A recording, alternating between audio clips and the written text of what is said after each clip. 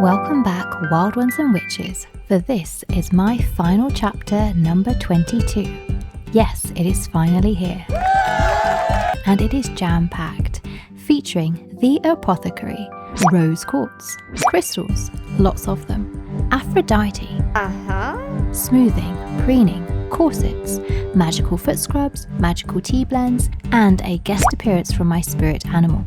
So if you like stuff like that, please just keep watching, and don't forget to like if you like and subscribe if you vibe.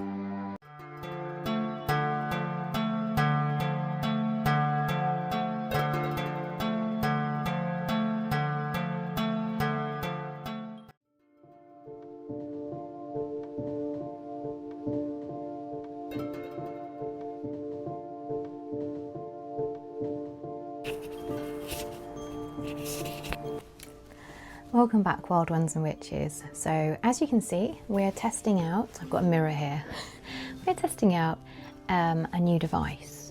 So this is actually a present from my last workplace. So if anybody from my last workplace happens to watch this, thank you very much if you contributed to my leaving gift, because I've got myself a little microphone.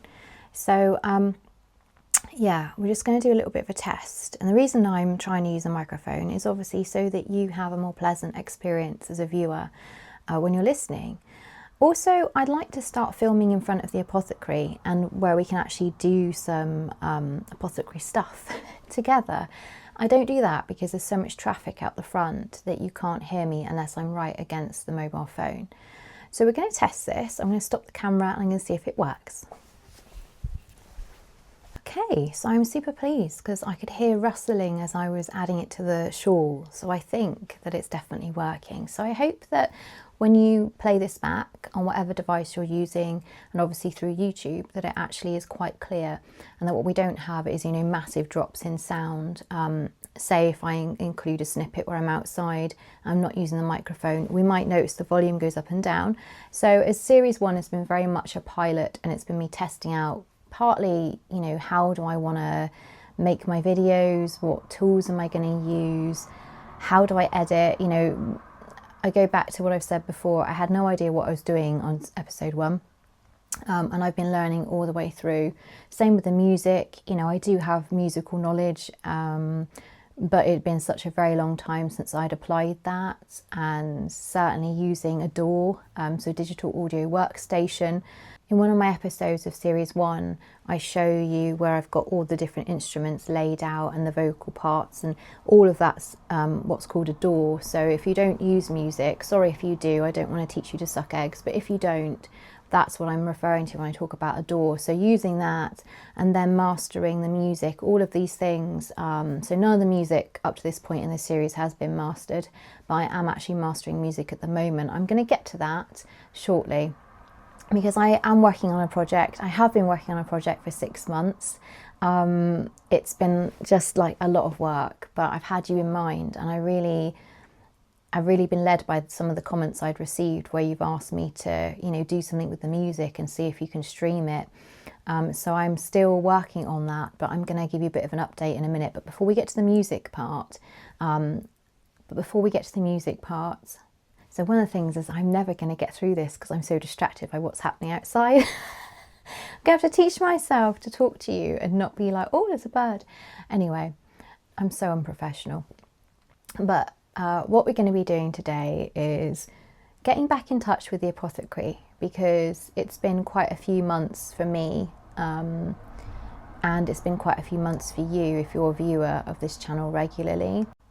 So something that I kind of stopped because I was so exhausted. If you watch my last video, you'll know, so I won't go over it, but basically I experienced what can only be described as a type of complete burnout, just from all aspects of life. And because I already have chronic fatigue syndrome, or ME as I refer to it, that hit me really hard.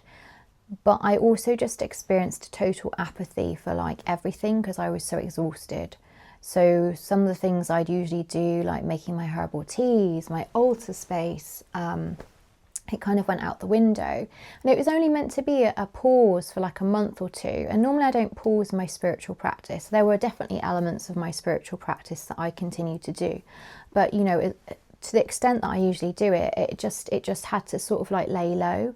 And I also felt like spiritually there was a calling to me to actually let go, which I did.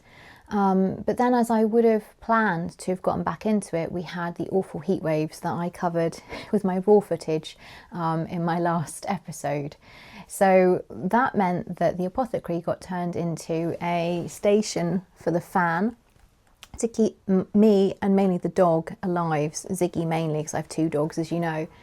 And just, we had like a phenomenal amount of dust coming in from outside, where I've got a big tree and sort of like lots of dusty earth.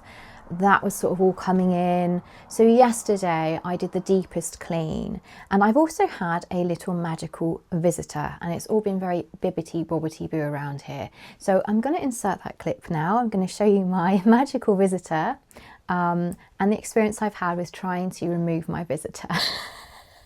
Here we go. So there's a mouse living under my apothecary. That's this week's update, and he's taking the dog biscuits. It's been so warm that, bless him, he's been living in here for the last few days. I've just managed to safely capture him, or her. This little box, look how tiny his little hands are. It's okay, I'm not going to hurt you. You must be terrified. So yeah, it's very fluffy under the apothecary at the moment. I think it made a nice little nest in cobwebs and Ziggy's fur. Yeah. Beautiful. Beautiful colour. So tiny. I'm going to safely put you in the garden. Ziggs, you're a very good mouser. Well done. Come on. Ooh. Gosh. So fast. It's just a blur.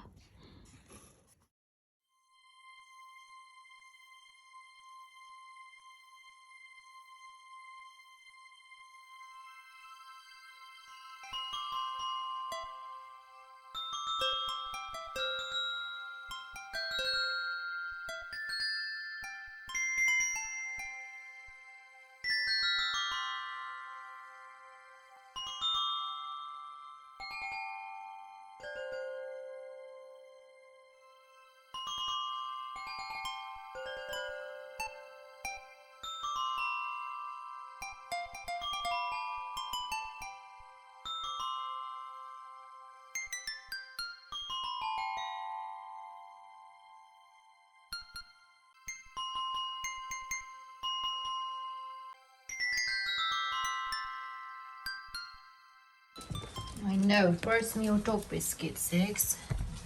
Yeah, so here it is. Here's the humane trap.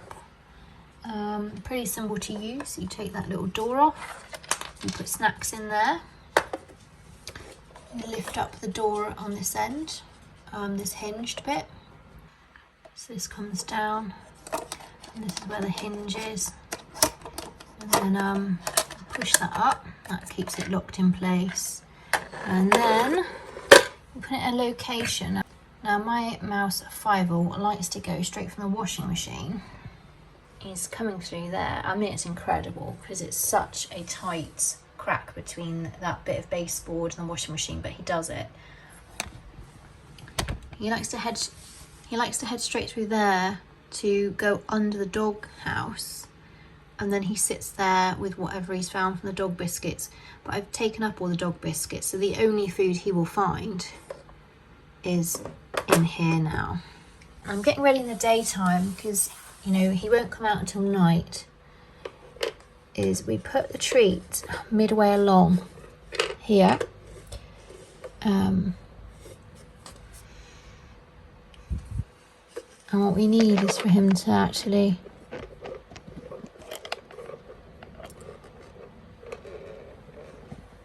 be careful because I don't want to weight it. So now that's actually on there. As soon as he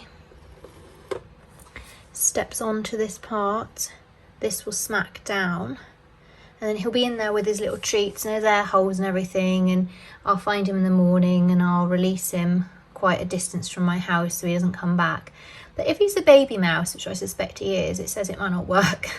You have to put a pound coin or something on the weight, but you know, we'll see what happens in our experiment. Wish me luck, please.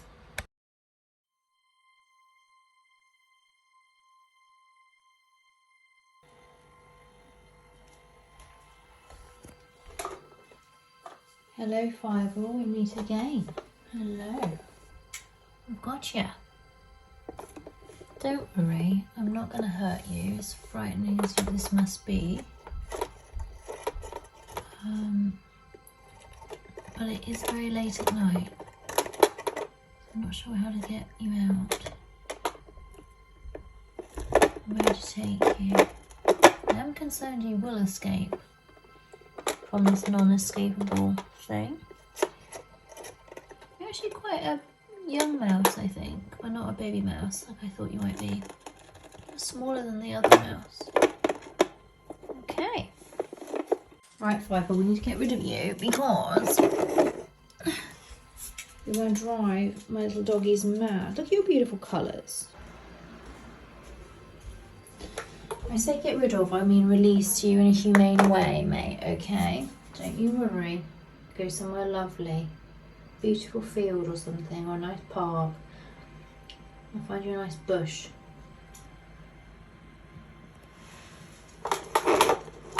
Thank you for all the spiritual lessons, Fireball.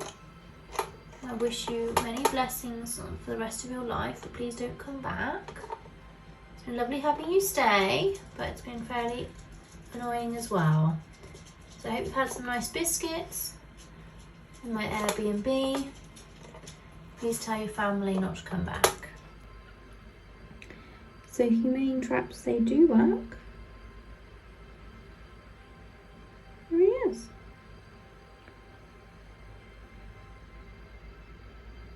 I release you now.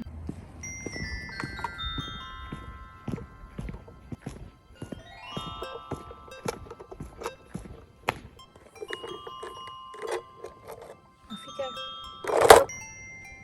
Off that way. Go into the bush. And he's gone.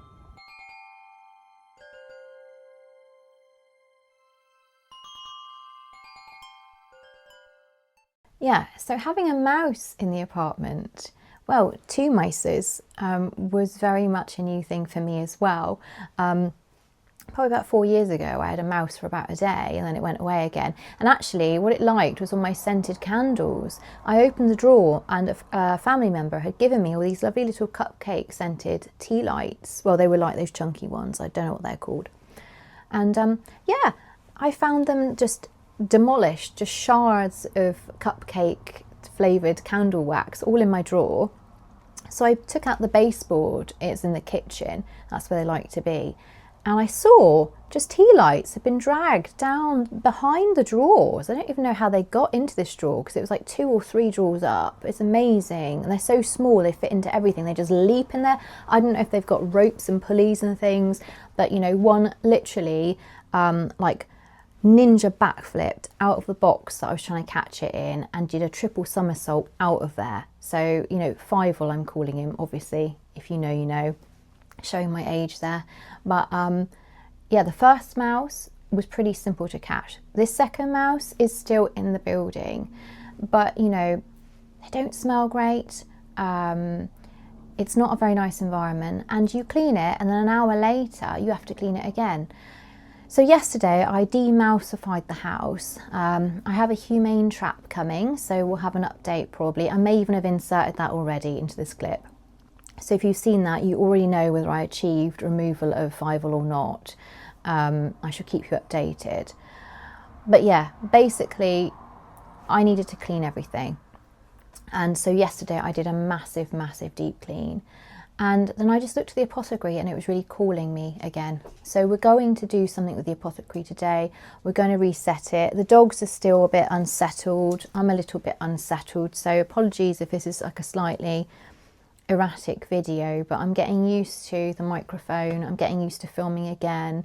We're all still pretty tired because we've had non-stop problems since the heat waves, and the dogs are getting used to me filming again, and they're getting used to the fact that I've been moving all the furniture around in the last 24 hours, cleaning the house top to bottom.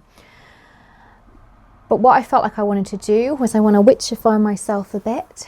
So yeah, I quite like the new hair colour. I hope you guys like it. My friend did it, and she's a hairstylist and she's very, very good.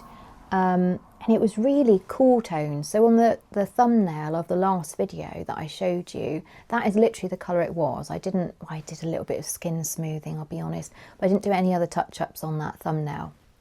But yeah, just for the heat wave alone, it's gone a really warm colour, but I kind of like it. So I was thinking I might straighten my hair, do a tiny bit of witchy makeup, put my witchy clothes back on, and we can't really do that until we've got the apothecary sorted, because I'm going to get dusty and stuff. So we're going to reset the apothecary, and I think we're also going to make a bit of a theme. So there's a couple of themes I was thinking about, but I've had a lot of love from my friend over the last week, and she bought me the most amazing crystal. I'm going to go show you, hang on.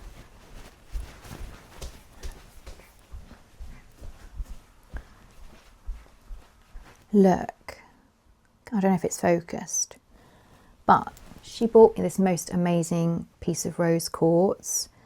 I think it's like shaped like a flame, and I haven't used it yet. Like, I knew that I would, but I'm thinking that what we will do is this will be like the focal point of the altar.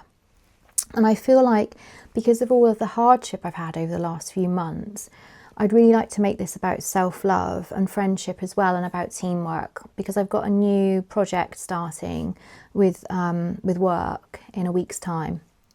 And I really think the group of people I'm working with seems so lovely. So I'm just thinking I might put energy into, good vibes for teamwork, and also, that the give and take with the friendship, so good energy back into my friendship, and also just manifesting that positive, loving friendship, and other friendships as well. But I think mainly this is going to be a self-love altar. And I've also written a song, and you would have heard the music a few episodes ago. I've put lyrics to it, and it's called Aphrodite. I've not completely finished mastering it yet, but I'll probably include it, even though it's a bit rough, alongside what I'm doing, and see if you like it, because I'm hoping it's going to be streamable for you soon. I will definitely have an album of music that you can download and purchase for not a massive amount of money, but hopefully I can also get it streamable for you as well at some point soon. I do have plans for that. But yeah, it's beautiful, isn't it? I was so lucky. Like, it's, these are not cheap, and so it's sort of like the intention and the hard-earned money behind it, and the sentiment is just really precious as well. And it's the same friend who got me my little strawberry,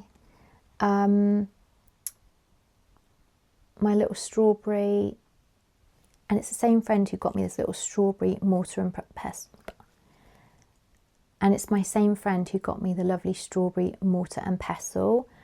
So I think we need to include this as well. But yeah, it's basically still from Ostara, really. It's just sat. It's not been activated. It needs a good cleansing and needs some energy put back into it. But it's really like calling me. Like, I can feel this strong tingling in my heart space. That's kind of how I know that there's work that needs to be done, that there's probably some kind of magical practice that needs to be moving through me. Same with my tarot cards. It's like a mobile phone, they'll sit there and it's like they call me sometimes, and I might do a spread and they'll call me again, and then for weeks or months I would only use them if I want to engage. But sometimes, like, if I'm going to have a message, it's like having a little phone ringing there, and it's like, okay, I'll use these tools, and you can tell me what you need to tell me. Get the same for friends sometimes, because you should use consent really when you're doing a spread. But there are times when, it happened the other day, I know a friend who's quite open about my practices. I had a really strong feeling I should lay a couple of cards down, and I shared them back with her, and I definitely got a message through for her. So yeah, I'm going to follow that hunch, and let's see what we can make and get some witchy clothes on. And you know what, just in the sort of spirit of synchronicities, I literally just had a message as I was just reviewing my footage to make sure the mic's working. I had this little drop down from a family member, and they sent me Bob Marley's One Love.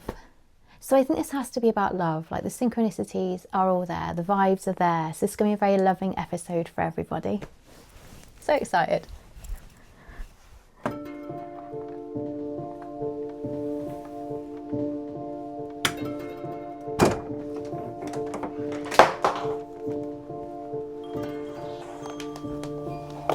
Sometimes it's difficult to know where to start. This is my little clay ziggy that I made a few years ago. Okay, so yeah, I'm probably not going to be an artisan clay maker, pottery person, profesh, but he's not bad, is he? I'm always worrying he's going to lose an ear, but he's still got them. And look, I did all flowers on the back. It was a different colour, but then when you bake it, it comes out, it changes. I put a bumblebee and lots of little flowers, and that brown thing there is the middle of a sunflower, but you can't really see now as it's faded, unfortunately. But he normally sits on my window ledge. But yeah, he's got all ferns on his bum and butterflies. I was having a jolly good time, I think, in my mind when I created that. Lovely. So like, this is from my granddad, from my ancestral altar. So I think some of these things have to be moved. I think we're going to have to get the old bucket out and start washing the crystals. Let's start there. It's like a paddling pool for my crystals. They're going to love it. But yeah, you've got to be super careful when you're cleansing. I'm sure most of you know this already, but I know we've got like newcomers to witchcraft and paganism here, so I do try and just cover a little bit of the basics. So yeah, these are made of glass, they're not crystal, but they are sentimental, so I'm careful. I've got lukewarm water, I don't want to crack the glass. So these are going to go in for a little dip. Then some of the other crystals that we have, so things like amethyst, these can all go, these can all be soaked in a bit of soapy water. It's a good way to cleanse them. You can cleanse them spiritually, sort of energetically I should say, on the window ledge in moonlight or sunlight.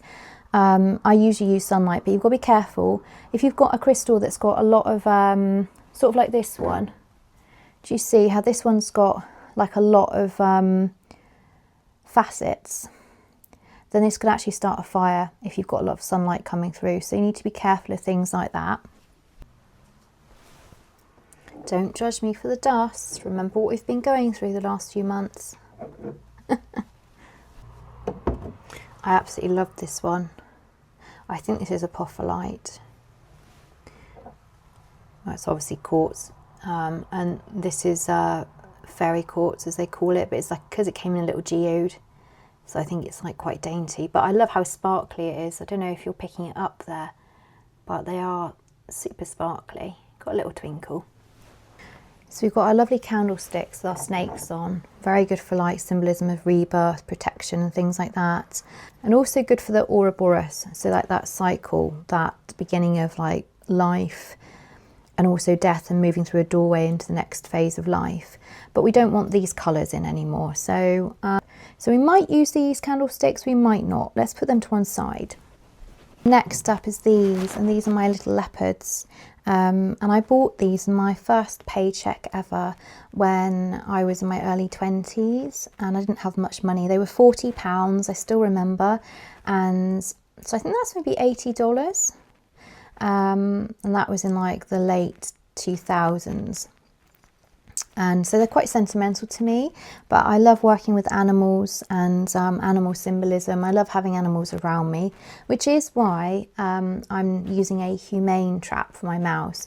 Some of the traps I saw online were just torture weapons, and please don't use things like that. You know, I know if you've got an infestation, you have to probably do something quite drastic, and I've just got 2 mice, but yeah, the traps were really horrible. So I do like to work with the symbolism of animals, but things like this, the ceramics that are all painted, I wouldn't be putting them in soapy water. I just use like a dry cloth or a damp cloth and dry them straight away, and something very soft, because it will damage the patina and also the glaze that's on them. So this will be really good because Aphrodite is sort of seen coming out of the shell. But again, I don't want to be putting this in water because it's a fossil. So as it's mainly sort of calcium and sediment, it would completely dissolve. So this one's going to be like a damp cloth, very dry damp cloth, if that makes sense, and then carefully patted dry and in the sunshine. So by the grace of magic, and obviously TV magic as well, I am going to carry on doing this, and then we will come back to what I've achieved with a blank canvas before we start setting it all up together.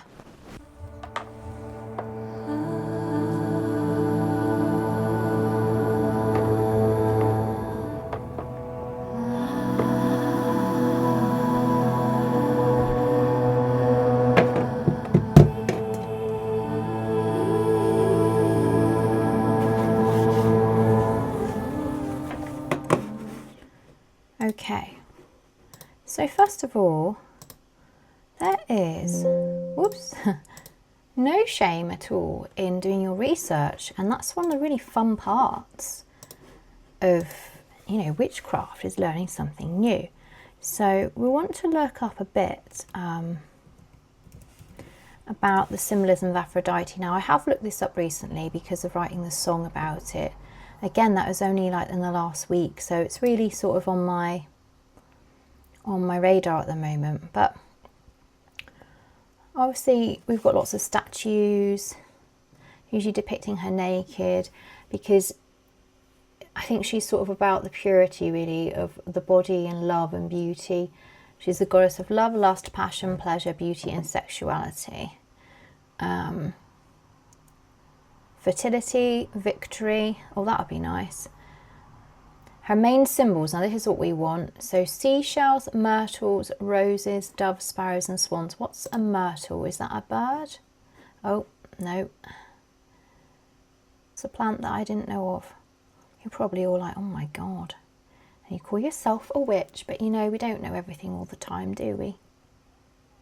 So that's found in North Africa, Western Asia, Macaronesia in India. I'm not aware of any myrtle near me, probably because I'm not in the right area, but I'm sure you'll let me know in the comments if I'm missing a beat here.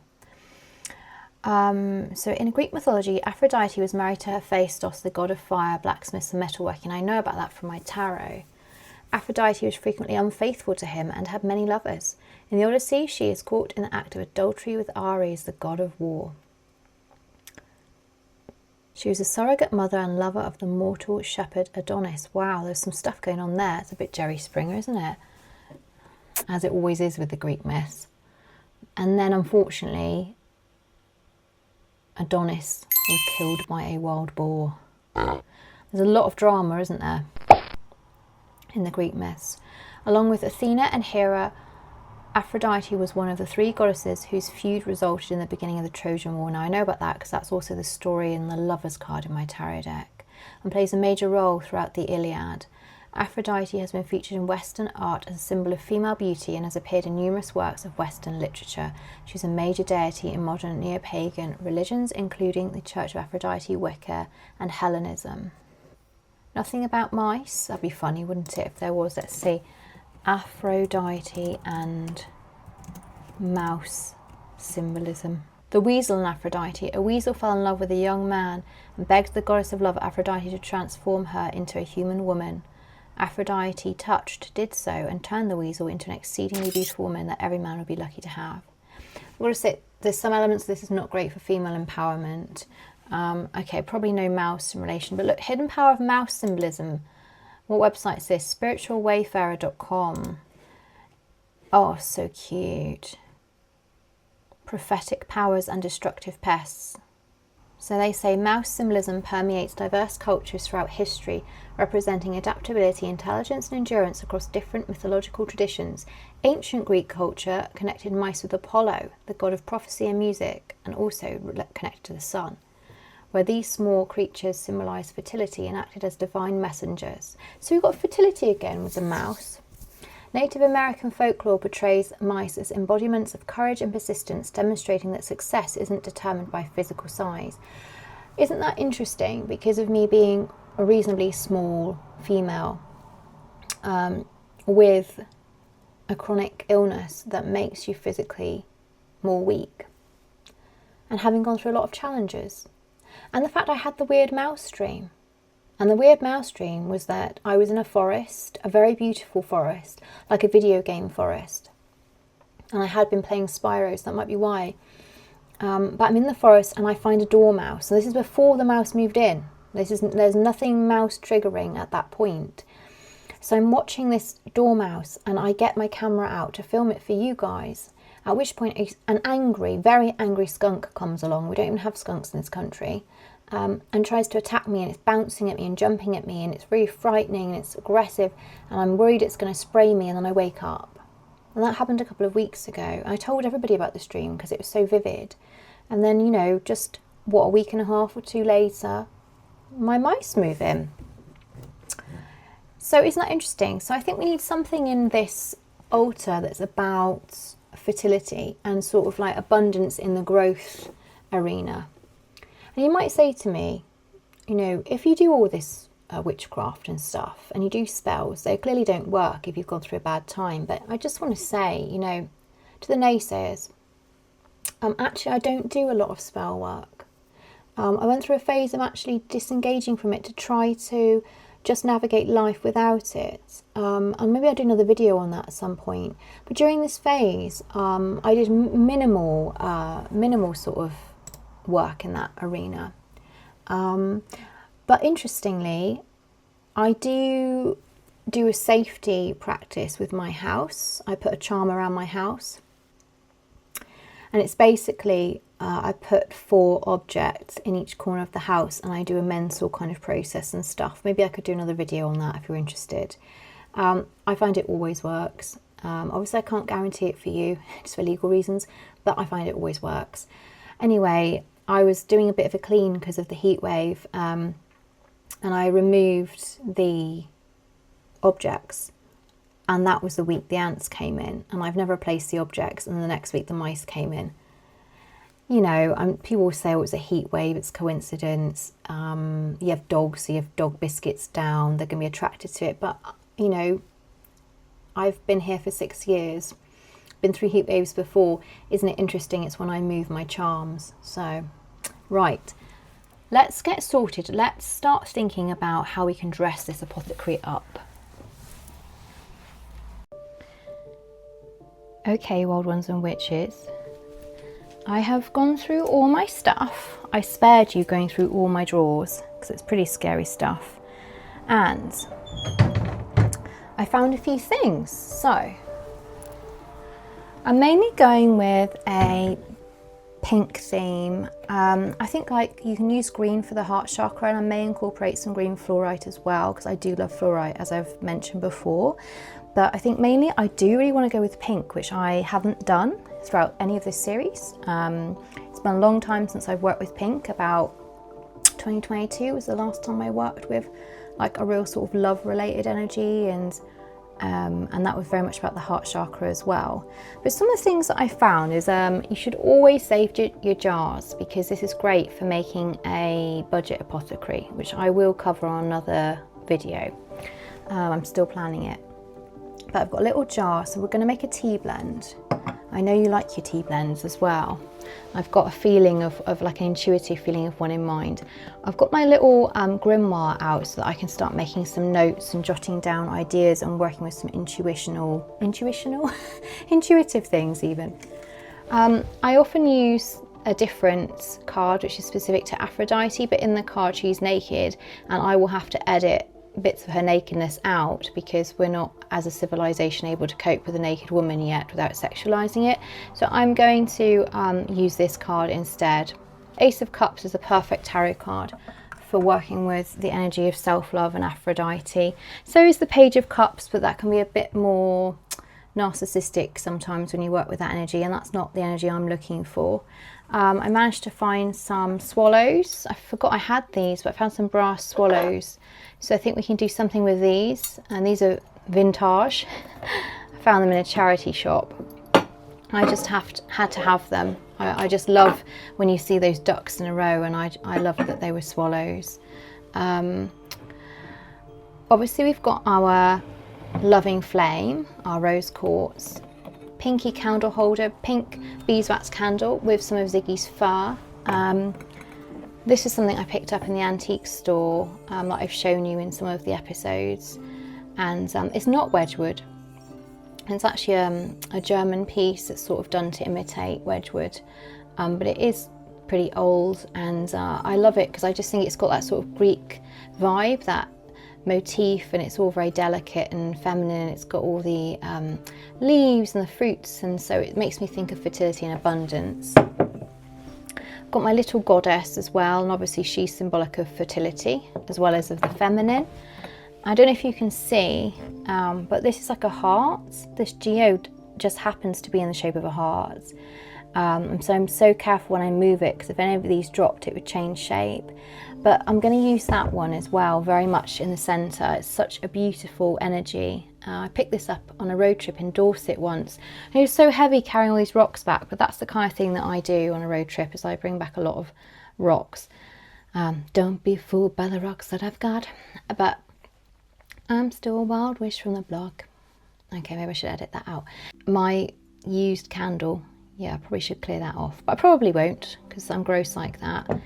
But yeah, nice. I just feel like quite simple. I don't want lots of crammed stuff. I'm feeling like quite a simple clear quartz, rose quartz, amethyst, fluorite vibe. Another piece of quite rough rose quartz. Robin, so I found a little bit to do with the robin. I've got some other things to do with robins. And of course my little mortar and pestle from my friend with a strawberry on it. And then in terms of, you know, ingredients, we're going to focus heavily on rose petals. I believe these were actually rose petals that I not made myself, but dehydrated myself. I can't quite recall. And then we've got our shells. I think this might be an offering dish. I might reverse it, you know, make it like an offering dish. And this is symbolic of a trip that Ziggy and I went on. And so in my head, he bought me this. So that's quite a loving thing as well. So it's very much about friendship, teamwork, and, you know, self-love in a gentle way, not an arrogant way.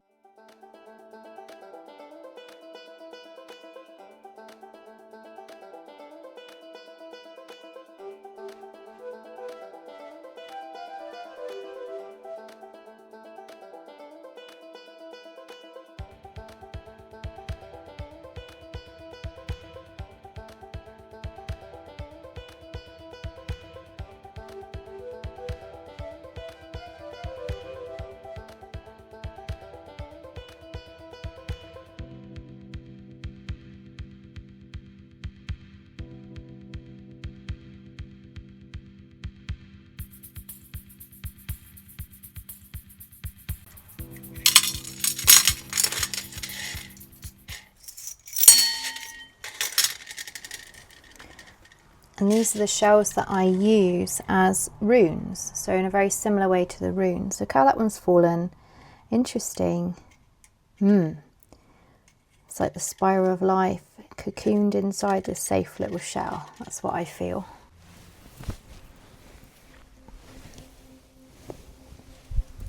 Now the back of my altar space is actually really important to me, and I love that it has this little ledge and I can, you know, tuck cards into it. So yeah, I'm just going to start.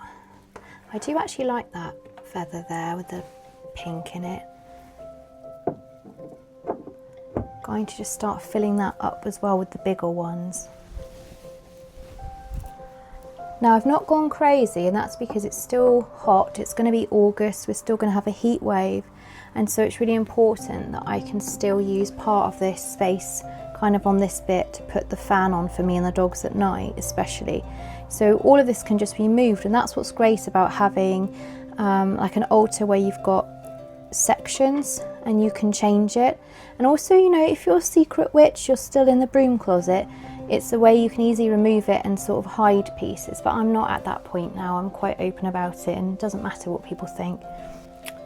And I also found this rather sweet strawberry quartz angel, guardian angel, which I keep in my handbag. So I'm gonna include that too. I think she can go there. So there's just a couple of things I wanted to share with you quite quickly. So inside here is a grain of rice, and this was given to me by my mother, and on it has my name written into it, engraved into it. So I'm actually going to use this as a charm for a spell that I'm going to do, because it's in water, and you know, Aphrodite and self-love work, rose quartz is very much connected to the element of water. So I'm going to help to utilize that element in some magic work later. Another thing is for attracting things or bonding contracts together, bonding teams together, that sort of thing. You know, making relationships strong or wanting to attract something to you. Using hematite stones in witchcraft can be quite helpful. You can see like there's a repellent side, so you can also use it in the opposite way, but it's much easier like this. And what I will probably do is write something on here, or maybe do a sigil, and then bond it together using the magnets. I've also used my shells. As I say, these are my rune type shells. So I've kept this separate from any decorative or collected shells I've got, because I use these for like a sacred purpose. But I just wanted to share that, you know, I am going to actually incorporate these into my altar, which I haven't done before. So I feel like really overjoyed at doing that. If anyone watches this who doesn't do anything like this ever, doesn't really know about witchcraft or anything, they're going to think I'm totally nuts. But I do feel like if this is up your alley, you'll know why I feel like this.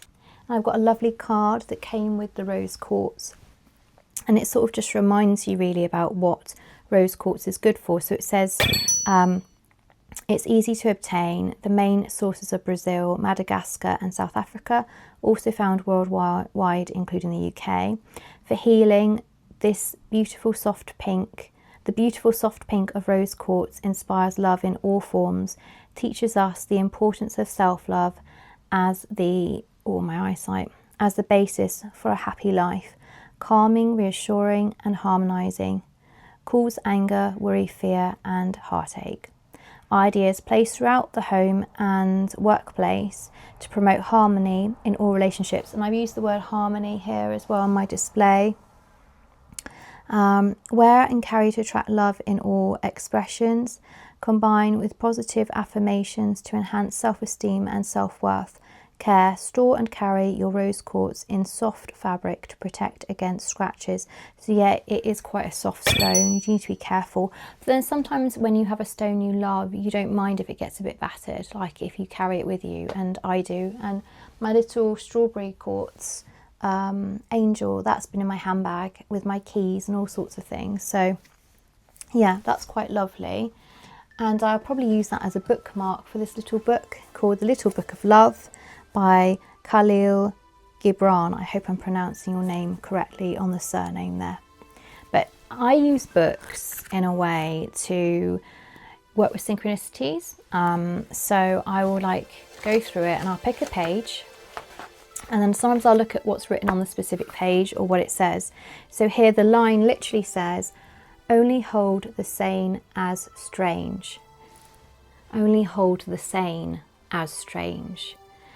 So that makes me think a little bit about the lunatics are taking over the asylum, and it makes me think about something I was saying to my friend yesterday about identity and how, you know, sometimes we're trying to fit in with other people's labels, and actually, you know, we are exactly how we're really meant to be. And it's also a line out of one of the songs that I've got on the album that I'm making for you, which is talking about anti-discrimination, and it's saying don't hate what seems strange is the line in the song. So I think that's quite interesting. Actually says, in the woods no blame attaches to lover's tryst nor watcher's spy, when a gazelle ranging swiftly greets its love mate with a cry. Eagles never display wonder or say 'tis a marvel of the age, for in nature we the children only hold the sane as strange. And that's called the procession. So yes, I'm going to use a little book of love as well in some of my rituals. So next I've got 3 possible outfits in mind. So we're going to go through my witchy wardrobe and see if we can come up with something nice. And then we're going to make a tea blend and fill this little jar with something special that's going to sit on the altar as well. We're going to do maybe a nice rose themed self-love scrub so that every time I'm using it, I'm practically following through with my intention, but also the intention and the magic's actually in the blend as well. Aphrodite combed her hair in her mirror, reflecting how sweet and fair is her skin. So I think this is going to be the one. I think it's quite romantic and OTT, and obviously I wouldn't wear it to the supermarket, although maybe I should one day. But it sort of makes me feel in the frame of mind of what I'm doing and takes me out of my everyday life. So yeah, this is like my Disney princess version. But yeah, so sometimes you just need to be a bit romantic. Do I feel bashful? I feel a little bashful. So now I think it's time to just do a little bit of work on the face. It is quite late in the day now, but just a little bit. And then we're going to do the tea blend and also the new scrub. So the self-love scrub. Aphrodite combed her hair in her mirror, reflecting how sweet and fair is her skin, within without anything covering her heart. She sings.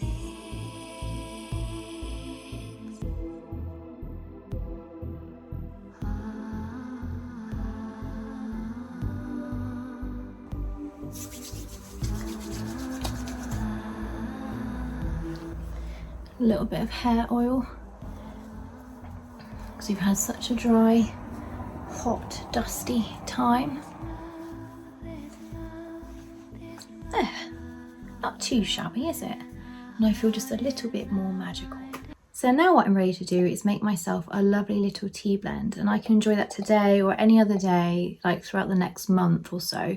I mean, it keeps for a long time, but whilst I'm sort of practicing this intention, it's something that I can go to. So even when I'm working and I'm not all dolled up like a fairy princess, you know, I can still reach for this and keep going with my goal and my intention.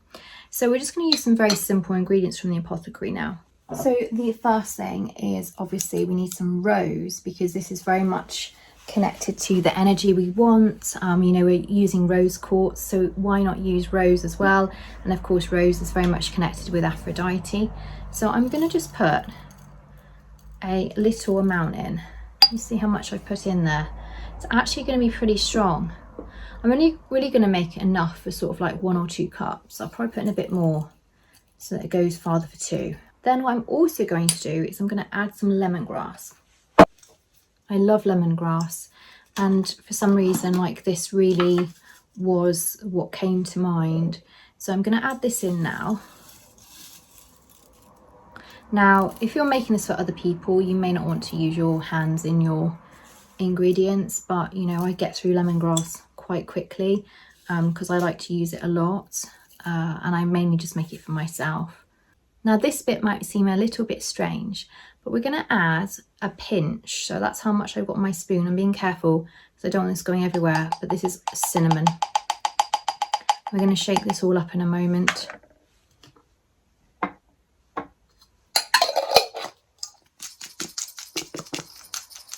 Obviously, you know, cinnamon really stains. I want to be very careful with my dress.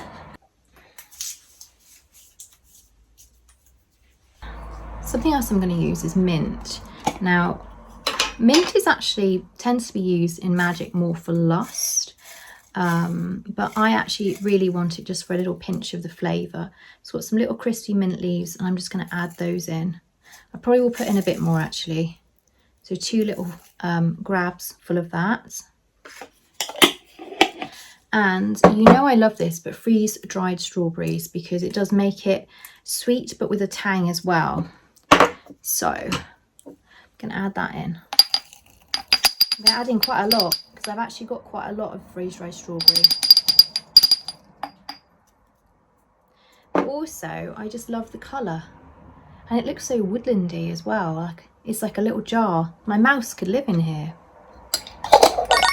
And we shake it up, and this is a bit that's really important. So this is where we sort of sit with our intention, sort of focus on, when I'm having this drink, you know, what energy am I bringing into my body and just my general sort of self, my wider self, my spiritual self. So this is where I'm really going to take a moment and focus. And you want to make it a bit like neuro-linguistic programming. So I'm actually a qualified coach in coaching and also NLP style coaching. I find with magic it also has a psychological component, of course it does, and so you want to make it as real as possible. So you're imagining what it's like when you're drinking the drink, how it tastes, what you're thinking and feeling, and then what you want to bring in, and sort of like adding a glow to it. So for me, you know, this is much about confidence, that warmth, that self-love that extends out towards others and then comes back to me. It's about exchange, friendships, teamwork, being able to navigate the bumps, feeling more relaxed around that. Not to say you're a pushover, because some situations call for you to be assertive, and so it's not for that. This is for those situations where you're trying to form bonds, maintain those bonds, you know, and you just want loving moments, happy moments, fun moments to happen. This love, this love, this love of self in the heart, in the mind, in the body as well, like a bird. Okay, so for this bit we don't want lots and lots of sugar like we used last time. We actually want, you know, it to be quite low. That's because we're going to add some rose to this, and we don't want to use oodles. So the rose is going in.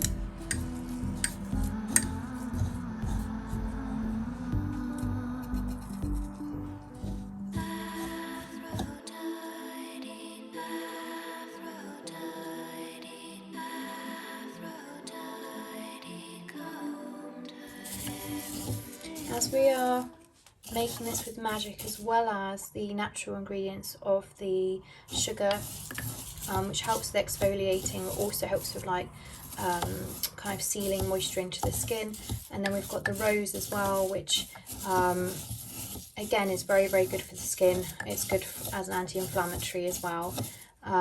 Obviously please do read my disclaimer in the box below, because people can have allergies, but you know, that's mainly what this is intended for. But as we're working on this magic today, we want to be stirring clockwise, stirring our intention in. So this is where we focus again on that self-love energy.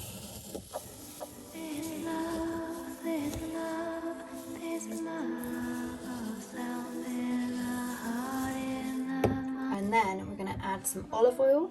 You could use coconut oil, but you know, in the method I'm doing it now, olive oil is best, and I didn't have any coconut oil unfortunately. So normally I do use coconut oil, but I'm going to use olive oil today. So again, as I'm doing this, I'm not wanting to use a huge amount. We are wanting to be sort of thoughtful about our, you know, our resources. But we're wanting just enough that it makes it kind of gooey looking. We don't want it really runny. We don't want sort of the sugar and the roses floating in the oil. Apologies for the sound quality, but my phone battery died and the mic is bolted into where the phone charges. So I'm just doing this live.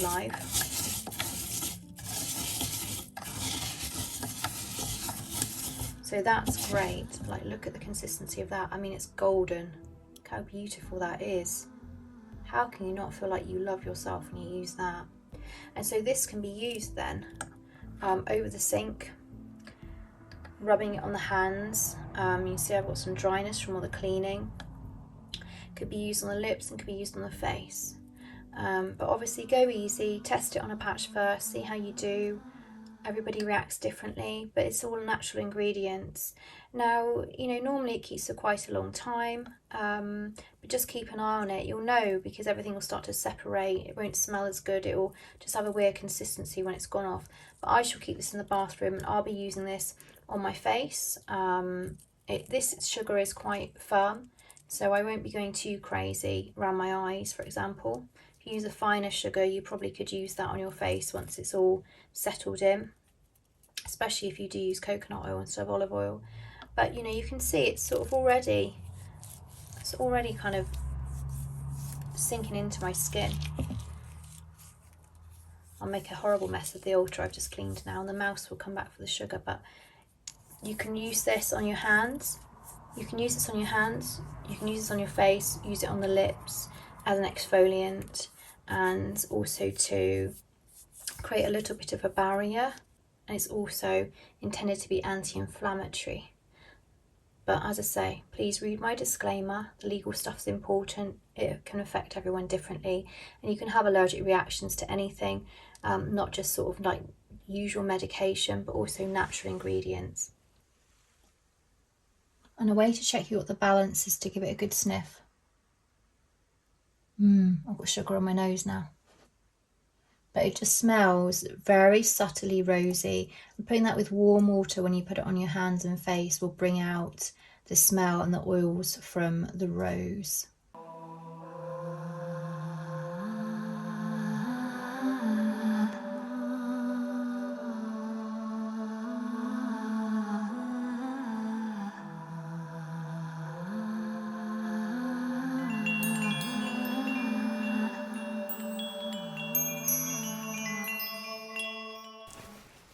So here we are, 22 episodes. I've done it, we've done it, and thank you so much for supporting me all this time, especially while I took my break. I was so close, 20 episodes before I flatlined. I've learned so much from making this series, too much to be able to include in this episode, but this is the end. I do have plans for another series, and I hope that you'll support me through that series as well.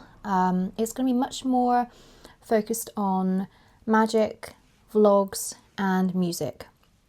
Those are three angles that I really feel a calling to create, so I hope that you'll sort of see how it goes. But my intentions always sort of change as we go through, and life happens, and who knows what will happen this time around. But I originally started this project, well really it was 2 years ago or 3 years ago now, but actually filming this project started about March 2025.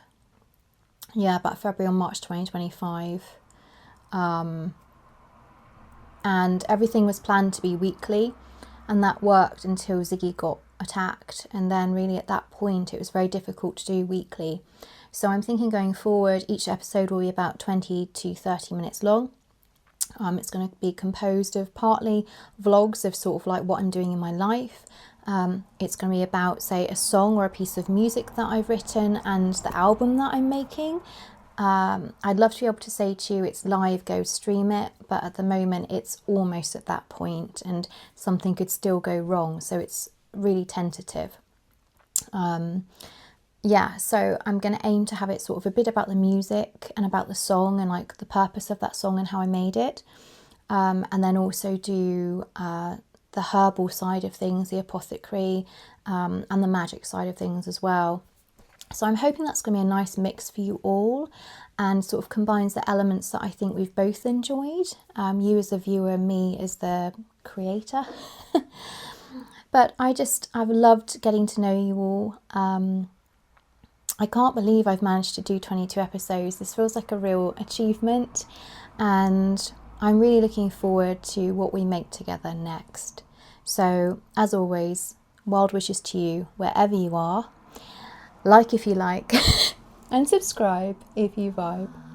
Bye for now. The end.